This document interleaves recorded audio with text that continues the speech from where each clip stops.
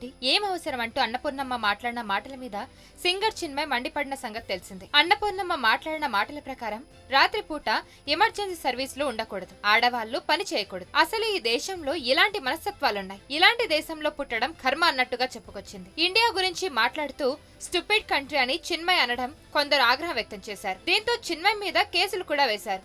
India నీకు అంత నచ్చకపోతే ఇండియాను వదిలివెళ్ళు, ఆఫ్ఘనిస్తాన్, పాకిస్తాన్, అరబ్ కంట్రీలో వెళ్లి బతుకు, అప్పుడు నీకు తెలుస్తుంది అంటూ చిన్మయ్ మీద ట్రోలింగ్ చేశారు. ఈ ట్రోలింగ్ పై చిన్మయ్ తన ఆగ్రహాన్ని వ్యక్తం చేస్తూ ఒక వీడియో రిలీజ్ చేసింది.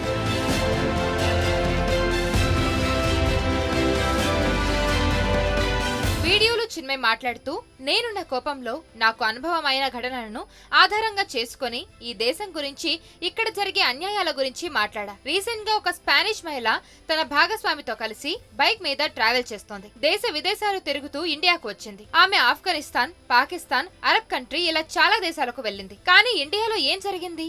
ఆమెను 7 గ్యాంగ్ రేప్ చేశారు అంటూ చిన్మయ్ ఇండియాలో ఉన్న ప్రస్తుత పరిస్థితి గురించి చెప్పకనే చెప్పింది. అయితే ఈ వీడియో మీద చిన్మయ్ మాట్లాడిన మాటల మీద భిన్నాభిప్రాయాలు కనిపిస్తున్నాయి. మీరు చెప్పింది నిజమే, ఇండియాలో ఇలాంటి ఘోరాలు జరుగుతున్నాయి, అలా అని దేశం మొత్తాన్ని అంటారా?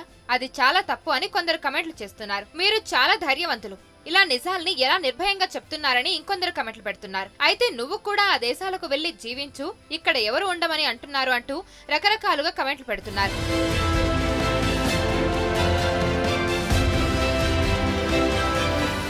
మరిన్ని వీడియోస్ కోసం ఛానల్ ని సబ్స్క్రైబ్ చేయండి. లేటెస్ట్ అప్డేట్స్ కోసం వాట్సాప్ ఛానల్ ని ఫాలో చేయండి. అండ్ లింక్ డిస్క్రిప్షన్ లో ఉంది.